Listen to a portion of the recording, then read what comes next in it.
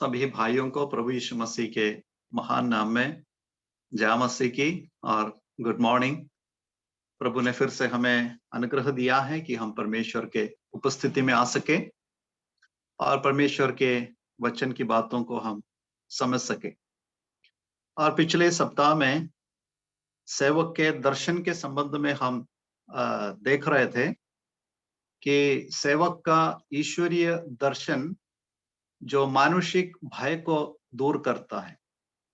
आज हमारे विषय यह है कि सेवक का दर्शन जो हमारे जीवन के संदेह को दूर करता है।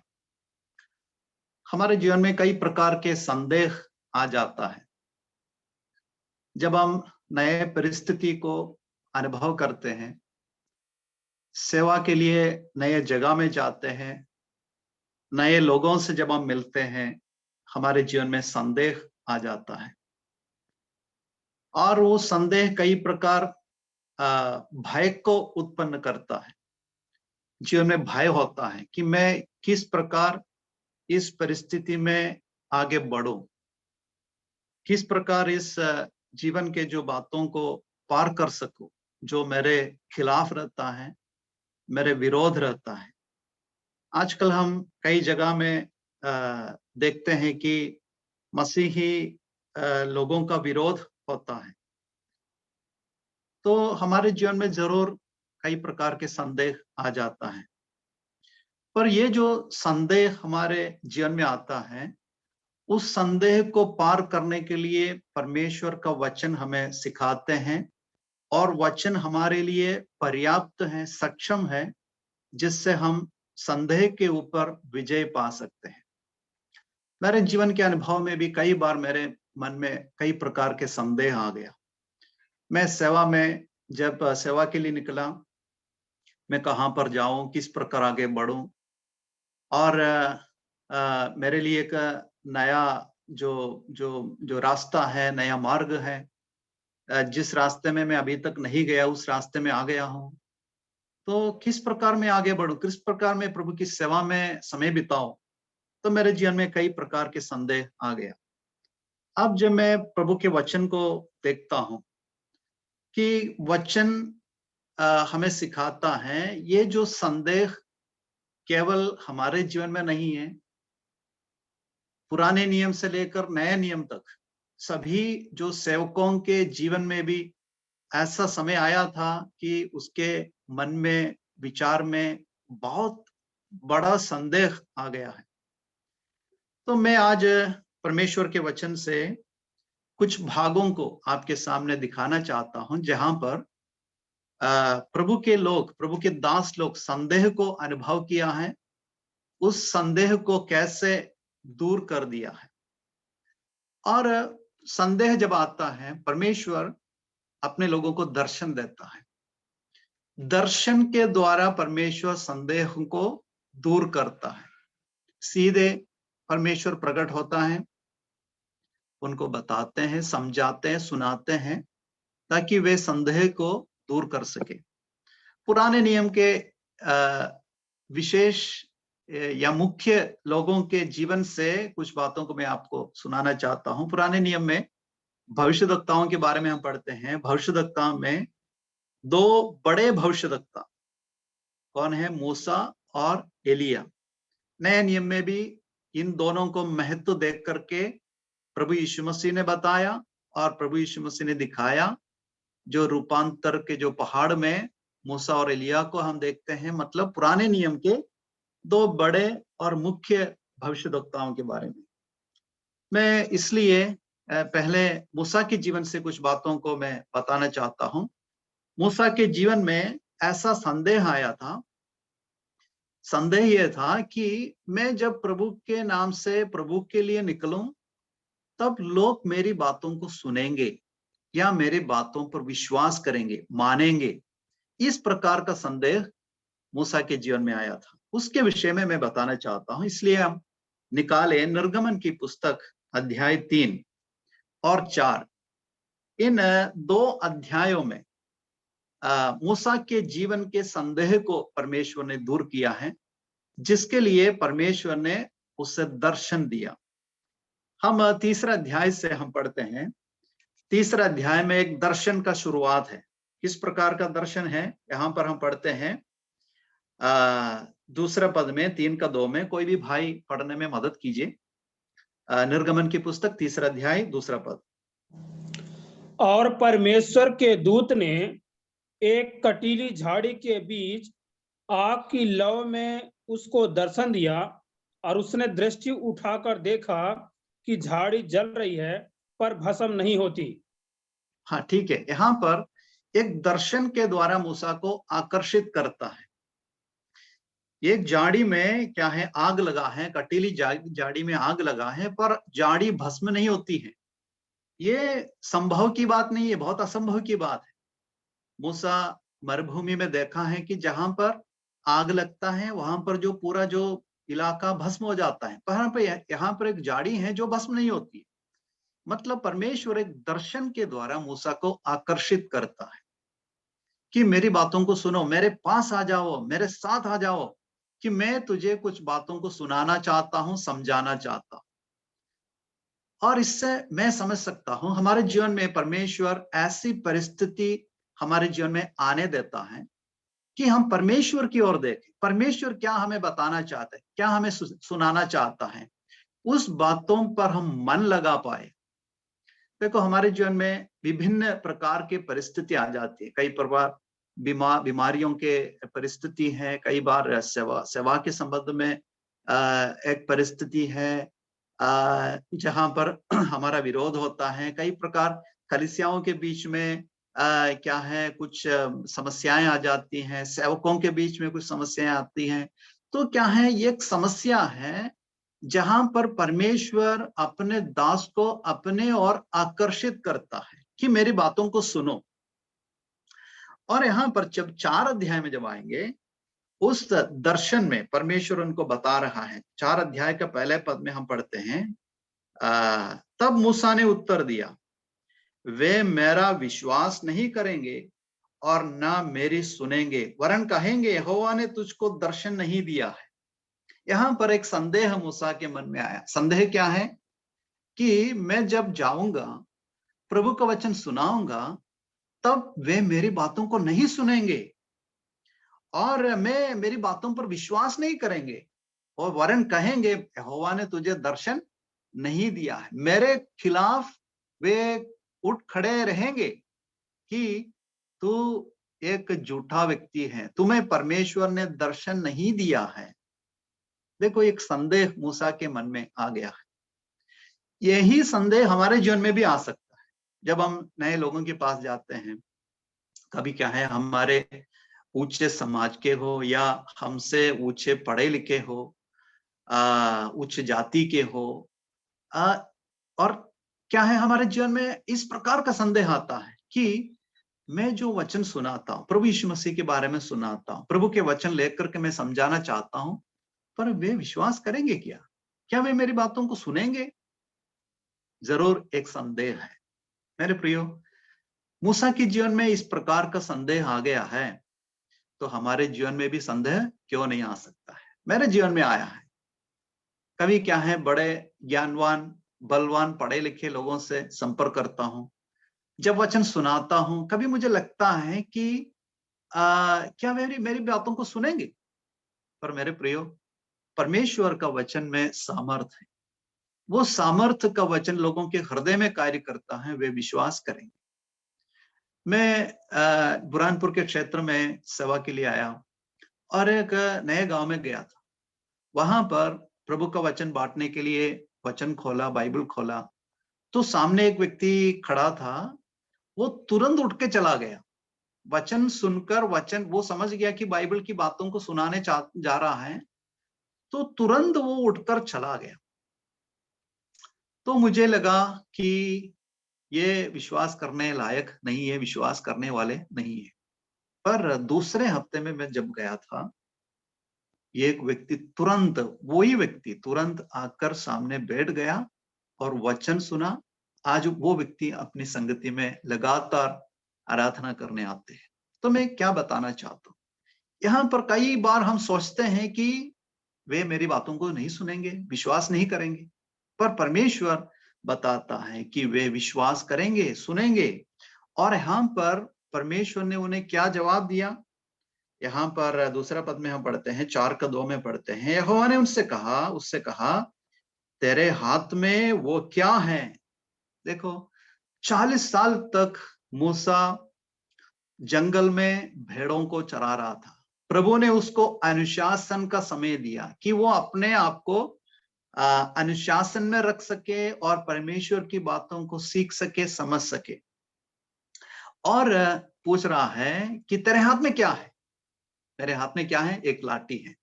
ये लाठी किसको दर्शाता है? काय को दर्शाता है? मेरे जीवन के पिछले 40 साल के अनुभव को दर्शाता है। पिछले 40 साल परमेश्वर ने मुझे ताड़ना दिया, परमेश्वर ने मुझे सिखाया, समझाया, और 40 साल के अनुभव है हाथ में जो लाठी। मेरे प्रियो, हमारे जीवन में परमेश्वर कई प्रकार का अनुभव देता है, और अनुभव से हमारे हृदय में एक दृढ़ संकल्प दे देता है, दृढ़ संकल्प, और हृदय में दृढ़ निश्चयता देता है। वो है हमारे जीवन का दर्शन। मूसा के जीवन को परमेश्वर ने दर्शन दिया। क्या दर्शन है? 40 साल के अनुभव के ऊपर परमेश्वर ने मूसा को दर्शन दिया। मेरे प्रियो, हमारे जीवन में भी कई प्रकार के अनुभव होता है। परमेश्वर हमें सिखाता है जीवन के अनुभव से। इसलिए जब हमारे जीवन में कुछ नया अनुभव आ जाता है, कभी हमें लगता है ये मेरे खिलाफ है, विरोध है, फिर भी परमेश्वर कई बातों को हमें सिखाना चाहते हैं, समझाना चाहते हैं। कभी सालों तक लगता है सीखने में, समझने में। मूसा को कितना समय लगा है? 40 साल का समय लगा है कि वे परमेश्वर की बातों को सीख पाए। बहुत लंबा समय है। तो अनुशासन की जो बात है, अनुशासन है, परमेश्वर अनुशासन देता है, उसके लिए बहुत लंबा समय भी लग जाता है। फिर भी बहुत धीरज धर के प्रभु के बातों को सुनने और समझने के लिए तैयार रहना। तो मूसा को आगे हम देखते हैं कि परमेश्वर ने उसको बहुत अद्भुत रीति से, बहुत ऊंची रीति से परमेश्वर ने उसे अपने काम के लिए इस्तेमाल किया। मूसा के समान और किसी को बाद में हम देख नहीं सकते हैं। ठीक है, मूसा के संबंध में हम समझे हैं कि मूसा कहते हैं कि वे मेरी सुनेंगे या मेरी बातों पर विश्वास करेंगे। संदेह आ गया, परमेश्वर ने दर्शन से उसके संदेह को दूर कर दिया है। मेरे और आपके जीवन के संदेहों को परमेश्वर दूर कर सकता है। और दूसरे व्यक्ति के जीवन के संबंधी की ओर हम जाएंगे। राजा के पुस्तक, मैं आशा रखता हूं सभी लोग मेरे साथ हैं और वचन के बातों को अच्छे से सुन पा रहे हैं। और राजाओं की पुस्तक में जब हम आएंगे, वहां पर एलिया के जीवन के संबंध में हम पढ़ते हैं। उसके 18 अध्याय, पहला राजाओं का पुस्तक 18 अध्याय के 22वां पद पढ़ेंगे। कोई भी भाई पढ़ने में मदद करे। 22वां पद, 18 का 22, पहला राजा।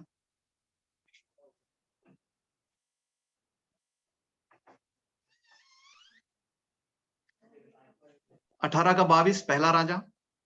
तब एलिया ने लोगों से कहा, यहोवा के नबियों में से केवल मैं ही रह गया हूँ और बाल के नबी 450 मनुष्य है। हाँ, यहाँ पर एलिया के जीवन में एक संदेह आ गया। संदेह क्या है?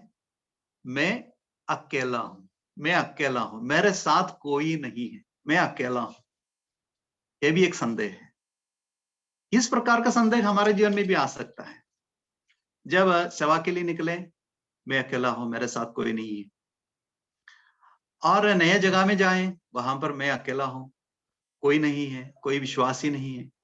पहले हम नए जगह में जब जाते हैं, ये भी देखते हैं वहां पर कोई है, कोई विश्वासी है ना। हम देखते हैं कोई विश्वासी है वहां पर। यहाँ पर इस प्रकार का संदेह एलिया के जीवन से हम देख सकते हैं। एलिया कहता है कि मैं अभी अकेला हूं, मेरे साथ कोई नहीं है। तो परमेश्वर ने क्या जवाब दिया? उसके अगले अध्याय में आएंगे, 19वां अध्याय में। 19वां अध्याय उसके 18 वचन पढ़ेंगे। सुभाष भाई पढ़िए। सुभाष भाई पढ़े थे ना? ठीक है, 19 का 18 कोई भी भाई पढ़िए। जी भैया। तो भी मैं 7,000 इसराइलियों को बचा रखूंगा। ये तो वे सब है जिन्होंने न तो बाल के आगे घुटने टेके और न मुंह से उसे चूमा। देखो, एलिया सोचता है कि मैं अकेला हूं, मैं अकेला हूं। तो परमेश्वर उनको अभी दर्शन से, ये भी दर्शन है, 19 अध्याय में परमेश्वर ने उसको दर्शन दिया है। उस दर्शन में परमेश्वर उनको बता रहा है, मैं 7,000 इसराइलियों को बचा रखूंगा, बचा रखता हूं, कि वे सब जिन्होंने ना तो बाल के आगे घुटने टेके और ना मुंह से उसे चूमा है। देखो, परमेश्वर उनको बताता, हिम्मत देता है कि तू अकेला नहीं है, तू अकेला नहीं है। 7,000 लोग हैं, इस्राएल के लोग 7,000 हैं जो सच्चे यहोवा परमेश्वर पर विश्वास करते हैं। ये 7,000 अभी दिखाई नहीं दिया है, आप इनको देख नहीं सकते हैं, पर लोग हैं जो मेरे लिए तैयार रहता है। यह बहुत सांत्वना की बात है, जिससे एलिया को बहुत हिम्मत मिला है। क्या हिम्मत मिला है?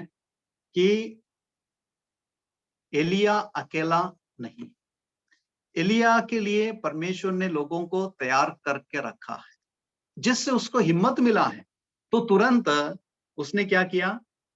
19वां पद में हम पढ़ते हैं, तब ये जो दर्शन की बातों को सुनकर लिखा है, तब वह वहां से चल दिया और शपात का पुत्र एलीशा उससे मिला। देखो, एलिया उस संदेह के साथ बैठता है कि मैं अकेला हूं, कोई नहीं है। तो एलिया दूसरे जगह में चला जाता था क्या? नहीं, वो नहीं चला, वो नहीं चला होता। अभी परमेश्वर ने उनको समझाया, बताया कि तू अकेला नहीं है। यहां पर 7,000 लोग हैं जो परमेश्वर के लिए तैयार हैं, परमेश्वर पर विश्वास करते हैं। यह सुनकर एलिया के हृदय में बहुत हिम्मत मिला, सामर्थ्य मिला, जिससे वो वहां से चल दिया और एलीशा को मिला है। मेरे प्रिय, परमेश्वर लोगों को इस प्रकार का दर्शन से बताया है। नए नियम में भी हम पढ़ते हैं, इस नगर में मेरे लिए लोग हैं। परमेश्वर ने, प्रभु यीशु मसीह ने पौलुस को बताया, इस शहर में लोग हैं जो मुझ पर विश्वास करने वाला है। हमें भी उस दर्शन के साथ दृढ़ निश्चयता हमारे हृदय में भी रखने की आवश्यकता है। जब हम नया जगह में जाते हैं, नहीं तो हम जिस जहां पर हम रहते हैं वहां पर इस बात को स्पष्ट रूप से समझना अनिवार्य है कि परमेश्वर के लिए परमेश्वर ने लोगों को रखा है। तो मेरी जिम्मेदारी क्या है? वचन को लेकर लोगों के पास तक जाना है, ढूंढना है कहां है एलीशा, कहां पर क्या कर रहा है एलीशा, क्या कर रहा है एलीशा के समान कहां है ये 7,000 लोग। तब मिलेंगे एलीशा कहां है। मेरे प्रियो, जब हम ढूंढेंगे तब हमें मिल जाए, लोग हमारे नजर में आ जाए, लोग प्रभु यीशु मसीह पर विश्वास करेंगे। परमेश्वर ने लोगों को तैयार किया है। हमारा कर्तव्य, जिम्मेदारी यह है कि प्रभु के वचन को लेकर लोगों के पास तक जाना है। कई बार संदेह मेरे जीवन में भी आया, तो क्या मेरे वचन को सुनकर कोई विश्वास करेंगे? क्या इस शहर में लोग प्रभु के वचन सुनकर प्रभु की सेवा के लिए खड़े रहेंगे? संदेह जरूर आ जाता है, मैं अकेला हूं, मेरे साथ कोई नहीं है। पर परमेश्वर का वचन कहते हैं, तू अकेला नहीं है, बहुत सारे एलीशाएं हैं, 7,000 लोग हैं। तो मेरे प्रियो, हमें हिम्मत बांधने की जरूरत है। हमें हमारे जीवन के संदेह को दूर करने की आवश्यकता है, जरूरत है। और इस प्रकार के दर्शन परमेश्वर की ओर पाने से जरूरत है। प्रभु हमारी सहायता करे। एलीशा के जीवन के बाद में हम पढ़ते हैं, एलिया एलीशा को तैयार किया, ट्रेनिंग दिया, सिखाया, समझाया। और एलीशा बाद में एलिया से बढ़कर बहुत आश्चर्य कर्म काम भी किया है। और एलिया के जीवन में भी दर्शन पाया है। इलिया के जीवन में क्या दर्शन पाया? हम पढ़ते हैं दूसरा राजा के पुस्तक में 6वां और 7वां अध्याय में हम पढ़ते हैं परमेश्वर ने दर्शन दिया। क्या? अग्निमय रथों का दर्शन दिया है। वहां पर एलीशा सोचा कि मैं भी अकेला हूं, मेरे साथ कोई नहीं है। तो परमेश्वर ने उसके दर्शन देखकर बताया कि तू अकेला नहीं है, बहुत सारे अग्निमय रथों को, घोड़ों को परमेश्वर ने उसको दिखाया है। प्रभु हमारी सहायता करे। ये दो व्यक्तियों के जीवन के संबंध में हम सीख सकते हैं, समझ सकते हैं कि हम अकेले नहीं हैं, और जब हम वचन को लेकर उसका प्रचार करें, लोगों को सुनाएं, लोग जरूर विश्वास करेंगे। तो पहले परमेश्वर हमारे जीवन को तैयार करते हैं दर्शन के द्वारा, वचन के द्वारा, अनुभव के द्वारा, नए नए परिस्थितियों के द्वारा परमेश्वर मुझे और आपको तैयार कर रहे हैं। प्रभु हमारी सहायता करे। और अभी हम नए नियम की ओर जाएं। मेरा समय अभी खत्म होने पर है, मैं लग रहा हूं, ठीक है। अभी 5 मिनट बाकी हैं। वचन में एक नए नियम के 2 व्यक्तियों के संबंध में हम पढ़ते हैं। नए नियम में 2 मुख्य व्यक्तियों के संबंध में हम जानते हैं कि पहला पतरस और उसके बाद पौलुस को हम देखते हैं। पतरस के जीवन में क्या संदेह आ गया था? पतरस के जीवन में इस प्रकार का संदेह आ गया था कि लोग मेरे बारे में क्या सोचेंगे, लोग मेरा बेइज्जत करेंगे, लोग मेरी बदनाम करेंगे। संदेह आ गया था। और प्रेरितों की पुस्तक 10वां अध्याय में जो खाने के संबंध में एक नई कलीसिया की स्थापना हुई है, और उस खाने के संबंध में परमेश्वर ने उसको दर्शन दिया था 10वां अध्याय में, कि उस दर्शन में उसको बताया कि तुम सब कुछ खा सकते हैं। यहूदी लोगों के सिस्टम के अनुसार क्या है, ये सभी चीजों को खा नहीं सकते, पर कलीसिया का शुरुआत हुआ है, कलीसिया का स्थापना हुआ है, परमेश्वर उनको बता रहे हैं कि यहूदियों के सिस्टम के अनुसार नहीं चल रहा है, अभी कलीसिया के अनुसार लोगों को चलना और चलाना है, जहां पर सभी चीजों को खा सकते हैं, कोई दिक्कत नहीं है। तो यहाँ पर प्रेरितों के जो पुस्तक में दर्शन दिया, और उस दर्शन में उनको बताया, समझाया, 2 बार नहीं 3 बार उस दर्शन में समझाया कि तू सब कुछ खा सकते हैं। पर जब गलातियों के पत्री में हम जब आते हैं, गलातियों की पत्री उसका 2रा अध्याय में हम पढ़ते हैं, वो पद मैं जल्दी से पढ़ के सुनाना चाहता हूँ। अंत्योकिया में पत्रस आया, वहां पर पढ़ते हैं 2 का 11 पद में, कैफा अंत्योकिया में आया तो मैंने उसके मुंह पर उसका सामना किया, क्योंकि वह दोषी ठहरा था। पतरस दोषी ठहराया गया, इसलिए कि याकूब की ओर से कुछ लोगों के आने से पहले वह अन्य जातियों के साथ खाया करता था, परंतु जब वे आए तो खतना किए हुए लोगों के डर के मारे वो पीछे हट गया। अन्य जातियों के लोगों के साथ में वो खाना खाया करते थे, पर अभी याकूब यहूदी है, यहूदी लोग जब आए तो वो क्या किया, पीछे हट गया। तो क्या सोचा कि यहूदी लोगों के द्वारा मेरी बदनामी हो जाएगी, मेरा बेइज्जत हो जाएगा। तो एक संदेह आ गया कि मैं अन्य जाति लोगों के साथ बैठता हूँ, खाना खाता हूँ, तो संदेह यह है कि मेरी बदनामी हो जाएगा। तो वहां पर पौलुस उसका सामना किया, उस बात का सामना किया। क्या बताया? उसके मुंह पर उसका सामना किया, क्योंकि वह दोषी ठहरा। देखो इसमें कौन है सीनियर कौन है?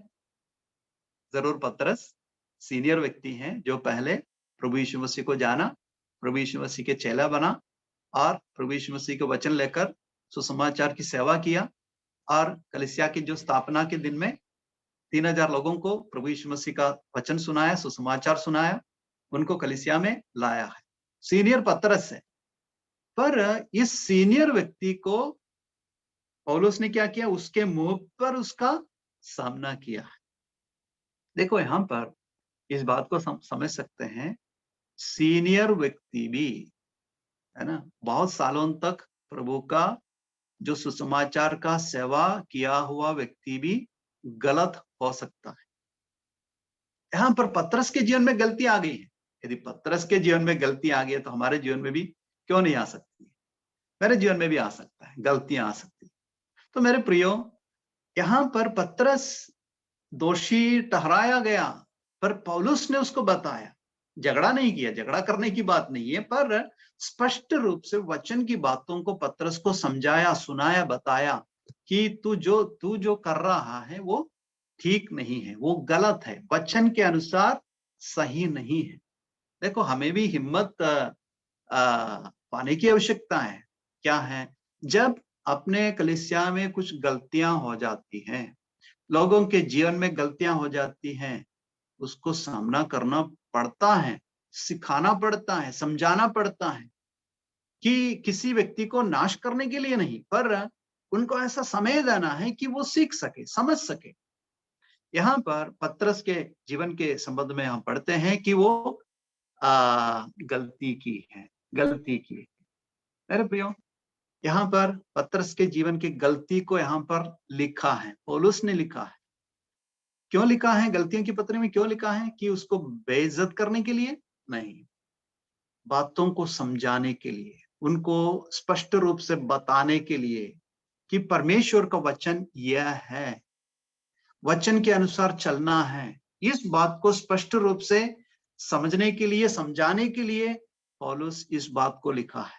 मेरे प्रियो, हम जब परमेश्वर के वचन बताते हैं, वचन को साफ साफ बताना है, सुनाना है। लोग क्या सोचेंगे, क्या मेरी बदनाम करेंगे, मेरा बेइज्जत करेंगे, इस प्रकार का जो संदेह है उसको दूर करना है। जब हम अपने जीवन के अनुभव बताते हैं, अपने जीवन के गलत अनुभवों को हम नहीं बताते, जो हमको सही लगता है वही बताते हैं, पर वास्तव में मेरे जीवन में भी, आपके जीवन में भी कई प्रकार के अनुभव हैं जहां पर हमने गलती की है। तो प्रभु हमें सहायता करें कि हम वचन के जो बातों को सही रूप से, उसमें मिलावट न करते हुए साफ साफ प्रभु का वचन सुनाने के लिए हम तैयार रहे। लोग विश्वास करें या ना करें वो अलग बात है, पर वचन में कोई मिलावट नहीं करना है, जो उस प्रकार के जो संदेह को हम दूर कर सके। पौलुस के जीवन के संबंध में बताने के मेरे पास समय नहीं है, अभी मैं समाप्त करता हूं। प्रभु हमारी सहायता करें। ईश्वरीय दर्शन, सेवक का दर्शन, जो हमारे जीवन के संदेहों को दूर करता है। संदेह रखने की कोई आवश्यकता नहीं है। प्रभु हमारी सहायता करें कि हम संदेह बिना प्रभु के वचन लेकर प्रभु की सेवा में आगे बढ़े। प्रभु हमारी सहायता करे। प्रभु का धन्यवाद। प्रभु के नाम की महिमा।